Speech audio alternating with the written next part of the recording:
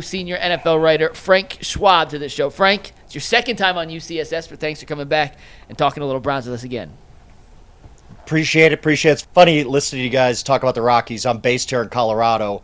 People here are fed up. You can't even imagine. Like, they still go to the games because the ballpark's really nice, and Lodo and lower downtown in Denver's really cool, but it's an absolute positive train wreck. Unwatchable baseball. Yeah, it was funny listening to you guys talk about it because everything that you guys are talking about has been talked about out here many, many times over. It is an irredeemable franchise. They're awful. They're just a poverty franchise of the. It's an absolute baseball. disgrace. I think the owner should be forced out, and I get the fans want to support the team and go to the. I wish the fan. I'm never going to yell at fans for going to games. But I kind of hope that the fans stop going because that's what the organization deserves. And the league, which never will do this, should force him out because he's a disgrace. They did with Frank McCourt, though. I mean, I guess it was different with Frank it was McCourt a little and bit the Dodgers. different situation, But there was a precedent of, hey, we don't think you're running a franchise into the ground. Yeah. Like, we only have 30 of these things. Like, maybe we need to consider a change. It wouldn't bother anybody in Colorado if the Monforts were forced out. Not a single, maybe the Monforts, but other than them, nobody here would. They'd have a parade downtown if that happened. Yeah. All right, Frank, let's talk some football. Obviously, everybody gets excited on scheduled day, except for Jason over here next to me. He hates scheduled day. So he's a misery over there. He's an absolute misery. But we just played the silly schedule game that everybody plays. 8-9. Had the Browns finishing 8-9. 8-9. Jason had the Browns finishing 5-12. I had the Browns finishing 4-13. I don't know that you've analyzed the Browns' schedule, but is there any hope in your mind that the Browns could be in Tyvis's range of a 500 team? What's the hope for that? Well, it is that 2 years ago they were really good, and defense can rebound up, down, whatever. Yeah. And maybe the defense bounces back, and they run the ball really well with the two rookie running backs, and you could kind of hide Joe Flacco or whoever the heck the quarterback's going to be. But the one thing about the schedule that I'm sure you guys have pointed out already many times, how do you not start 0-5? I mean, this is a ridiculous Bengals, Ravens, Packers, Lions, Vikings to start the season. The NFL did the Browns no favors here. If you get out of that thing 1-4, I would consider it a win. Like, really. And that stinks for the Browns to just be like, we got to run this gauntlet to start the season. That's what really puts them up against it right away. And then if you get to 0-5, which honestly I think is probably going to happen, now you start talking about quarterback changes, like Dylan Gabriel or Shedeur. It's just a messy way to start the season. I don't like that for the Browns. No, I don't think they're going to get near 500. But, I mean, if you squint hard enough and you say, well, I mean, they were a playoff team 2 years ago. Maybe they can, if the defense bounces back, maybe they could be good again. But it's going to be tough, man. It's just the schedule's tough. The team's not good. The quarterback situation's a mess. I can't say I love the Browns. And I love the Browns going into last year. I really did. It was one of the things I got terribly, terribly wrong, obviously. But I liked them going into last year. Do not like them going into this year. Well, if you predicted they may be 0-5, if they do start off 0-5, how is it likely that AB and Kevin continue to remain at their positions? I know fans don't like this, but I don't think they're the problem. Even if you start 0-5, it's just not their fault. Like, the Deshaun Watson thing just killed them. And we talked about that when I came on with you guys last year. It was such a disastrous trade that was Jimmy Haslam led that I don't know how you can look those two guys in the eye and say, you're the problem, you need to go. Like, I don't see how this franchise is any better off without Stefanski, who's, won Coach of the Year awards, without Andrew Berry, who's done a good job. I thought they had a really, really good draft and a really good offseason, to be honest with you. I thought that they pushed the right buttons. I don't think it's their fault. I think if you get to 0-5, everybody's going to be calling for jobs, and I get that. That's the way the NFL works, but I just kind of think that's reactionary and lazy. To be really honest with you, like, I just don't see the Browns being better off without those two guys. Now, there's going to be 18 million quarterback changes, I assume. I can see all four of those guys starting games for the Browns this year. Like, that's how it's going to kind of play out, but I mean, you guys agree with me, right? Like, 0-5 is very much on the table. Oh, yeah. It's definitely down. What's the high point? Like, the first five, Frank. I definitely got 3. I do got 3-2, but 0-5 is definitely on the table.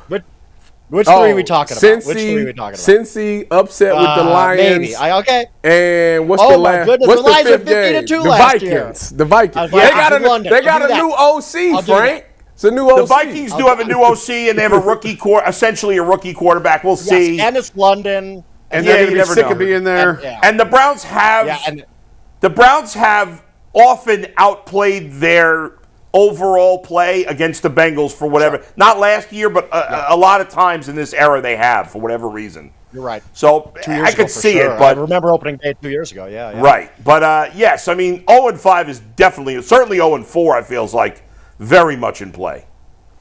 Yeah, the fifth game there against the Vikings, I'll agree with you there because that's going to be their second game in 8 days in 2 different countries. Like they're playing in Dublin, staying, and they're going to play in London. I don't like that at all for the Vikings. I'll be honest with you. Yeah. But so that's tricky. I'll give you that. But it's just, man, again, the NFL just did the Browns no favors with the lead into the schedule. They must have. I haven't really looked, but I assume the Browns have the hardest schedule in September, and it's probably not even close. You mentioned the conga line at quarterback. When do you think the rookies play? When should they play? It's really tough. I mean, maybe it's week 1. Like, I have no faith in Joe Flacco, and I'm sorry. Like, I know he was good 2 years ago for 6 games, kind of caught lightning in a bottle, right? But he looked awful with the Colts last year. Now he's 40, when almost every single quarterback except Tom Brady in NFL history is retired or washed, one of the two. So do I think Joe Flacco is going to have some fountain of youth at age 40? I don't. So I don't even know if Joe Flacco makes it to week 1 as a starter, although I'm sure they probably want to start the season that way. And then you start the roulette spin, right? Like, all right, well, Kenny Pickett has some experience. You can kind of put him in there. Dylan Gabriel obviously was drafted 2 rounds higher than Shedeur, so they like him more than they like Shadur. But yet Shadur, we all remember, first-round talent type of stuff in some people's eyes. I don't know. I think at some point, it's probably going to be after the bye week, that kind of thing. I think the bye is like week 8 or something like that. So that's always a sweet spot to get the rookie in there. But I can't imagine it taking long because none of that, I just can't imagine Joe Flacco succeeding. I can't really imagine Kenny Pickett succeeding. So what do you do after that? You got to go to one of the rookies to give yourself a little bit of hope. Yeah, and it's going to be interesting to see because you got 2 rookies and Pickett and Flacco. I would think maybe one of Pickett or Flacco, I was about to call him Plickett, and just, combine them. Might not even make the team if they're all healthy because you're not going to cut the rookies. I know Shedeur is a 5th-round pick, but I'd be surprised if they cut him. I would be too. I think the Browns are going to carry 4. I mean, we always make this huge deal. Oh, my God, you can't carry 4 quarterback. What, the 53rd guy on the roster is inactive on Sunday anyway, and he's bouncing between here and the practice squad. Is it really that big of a deal? I get coaches obsessed over this, GMs obsessed over this, but it's not. What you rather have a guy who's a quarterback who might play special teams, or Shadur Sanders as your 53rd guy. I think you pick Shadur Sanders in that. So I think they keep all 4, and if they don't, I wonder about Joe Flacco. I mean, to be honest, again, he's 40. This doesn't work in the NFL. It just doesn't, unless you're Tom Brady. That's the guy. That's the only outlier in NFL history. Random seasons. Warren Moon had a good season. Brett Favre had a good season. But generally, you hit 40, you are done. Capital D, done in the NFL. So I don't think Joe Flacco battles that. And at what point do the Browns say, what are we doing here? Just give young kids a shot and see what they can do. Frank, last year we know that the offense struggled. I think they finished 32nd with the worst offense in the NFL. But defensively, the year before they were number 1, and then obviously they took a step back last year. What was some things that you seen that changed them? Was it because the offense wasn't good and they was on the field, or did you think it was just some holes there in the defense? I don't think there was necessarily holes, although the JOK injury didn't help and all that kind of stuff. You face a lot of good offenses, and sometimes you just fluctuate year to year. And I think it's somewhere in the middle. I don't think they're the best defensive football. Certainly not what they were last year, though. I mean, especially adding Mason Graham, and you got Myles Garrett, who's incredible. So I was surprised. I really surprised they fell as far as they did on defense last year. But I do think some of what you talked about is absolutely correct. There's just this malaise. No, the offense is giving you no help. None. And that, including we're on the field the whole time because they just can't get downs. I think it just creeps in. And it's a long season. And it's hard to keep up that level of being a top 5, top 10 defense when this offense isn't going to score any points. God bless DTR. He's probably a really nice guy. He's the worst quarterback I've ever seen in the NFL. And these guys see that from the sideline. Like, we're not even getting first downs in this game, much less scoring. Like, how hard is it to get up as a defense when you know the offense isn't giving you any help? So I think it was that. I think it was just a mindset of, boy, how can we compete here? And some things did go wrong. And, year by year, offensive coordinators look at film and probably figured out some things from Schwartz that he was doing. But I think it was just – I think the defense will bounce back. I don't think last year was their true level. Frank, you mentioned the quarterback situation earlier, and you mentioned you're also located in Colorado. So I'm curious, what was your opinion on Shadur Sanders coming into the draft? And I don't know if you were in the Boulder area and followed them closely in college, but yeah. Wherever Colorado you are, it's a lot closer than Cleveland. So just thoughts on Shedeur Sanders. Absolutely. It was hard to get away from Colorado football because they were – look, I've lived here 25 years. I'd never, and this is the truth. I know a lot of sports fans, obviously, because of what I do and the people I hang out with. I had never had a long conversation about Colorado football in the first 23 years I was here. Nobody. They were as dead of a program as you could ever imagine. And then Deion comes, and Shedeur comes, and Travis Hunter comes. And that's all anybody has wanted to talk about the last couple of years. Well, until Bo Nix started getting really good. But it was amazing how Shedeur helped build that program back up from just an absolute zero to something people were actually excited about. I like Shedeur. I really do. I think he's tough. I think he's accurate. But I do understand the limitations. I get that he doesn't have a huge arm. He's not a great athlete, which is really weird to say about Deion's kid because Deion might be the greatest athlete we've ever seen. I mean, when you add into baseball and all that kind of stuff, Deion is up there on that list. Shedeur's not that high-level athlete, but I do think he's very smart. I think he's, again, tough, accurate. But I just think his ceiling is probably lower than guys you want to draft. So I think he's actually going to be a solid NFL starter, but never a guy who's like going to win an MVP or anything. Like that's not in the cards for him, but I think he could have a career, which is, look, when you're a fifth-round quarterback, usually you don't have anything. Like you might get a start at the end of the year when everybody's hurt. Like that's kind of path fifth-round rookies have. I think Shedeur has a better shot than that to be relevant. I like him. I like what he did at Colorado. And the fact that he helped lift Jackson State, too. He did it in two different programs. I've always liked him. I understand why he fell. Maybe not to the fifth round, but I do understand why he fell at least a little bit. There's a lot of stuff going on with, there's a lot of baggage with Shedeur. He's not just your typical fifth-round guy. He's the guy who's bringing a social media team, right? Like, this is just who Shedeur is. It's who the Sanders family is.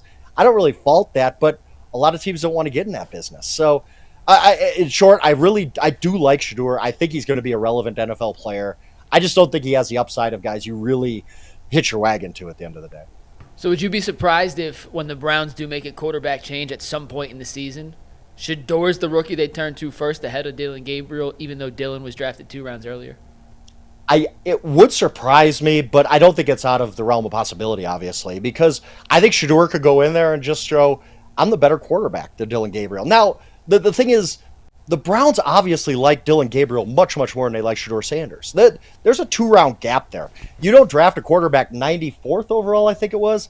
You don't draft a quarterback with a top 100 pick if you don't like him. Like, you got to like something about him. So that's why it would surprise me, because they would just basically be saying we screwed up the 3rd round. We screwed up drafting Dillon Gabriel. We're just vaulting Shedeur ahead of him. But could I see a scenario where Shedeur is just better than Dillon Gabriel over training camp preseason? Yeah, I could. I'd say it's 75-25 that Dillon Gabriel's going to be the first guy to start there. But 25% for a guy who was drafted 2 rounds, behind the other guy is not bad odds, really, when you think about it. That's true. Frank, thanks for joining us. Good luck with those Rockies. Maybe they'll win 25 this year. I won't be watching them. You guys have been beating up on my Brewers. I'm a Milwaukee guy, so all right. I don't appreciate that. Don't appreciate that from the Guardians. But there you go. I appreciate being on. Thanks, Frank. That is Frank Schwab. You can find him on Yahoo Sports, one of their senior NFL writers. While Frank was on with us, Charles Woodson purchased a 0.1% stake in the Browns from the Haslam family. Look at that, 0.1. Before we get into the super chats, I do have to.